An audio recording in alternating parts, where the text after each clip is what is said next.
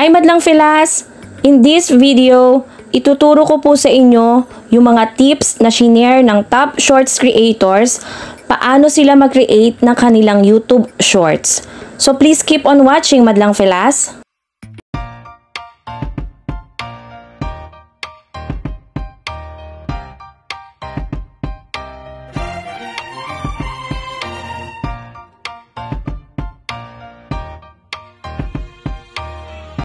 Let's start. Be consistent. Know what your audience likes and be open to feedback. From Willie Salem at Indonesia. Consistency is the key. Kailangan regular tayo nag-a-upload or nag-share ng videos para umalingaw-ngaw sa viewers natin.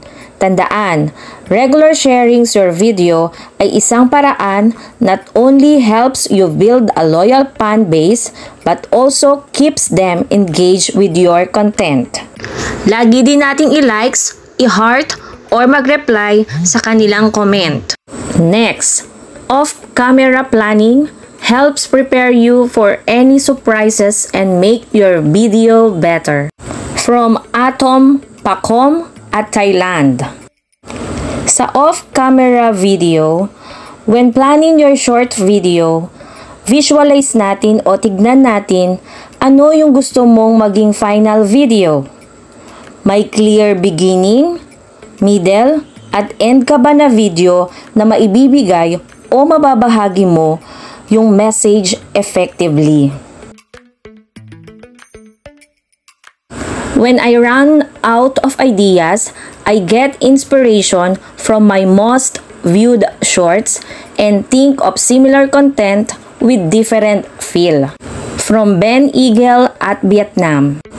So dito, kapag nauubusan ka na ng ideas, use YouTube Analytics. So, tignan mo yung mga shorts na maraming views sa'yo and then, dun ka makakakuha ng ideas ano yung mga gusto ng viewers mo. Lastly, use bold text, strong image, and framing as a set template to capture attention. From Hero Beauty Channel from Japan. So dito, gumamit kayo ng capital letter, lahat, and then bold text. Then maglagay din kayo ng emoji para makuha nyo yung attention ng viewers.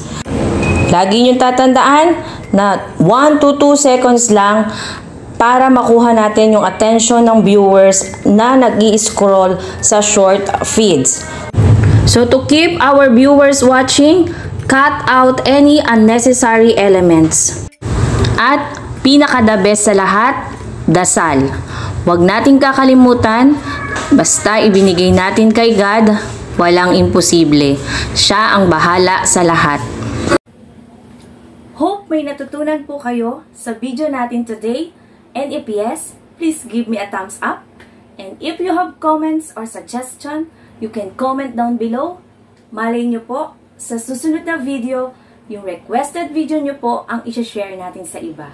Lagi nyo pong tatandaan na kayo po yung nagpapasaya sa akin kaya hindi po ako magsasawa mag-upload ng video para sa inyo.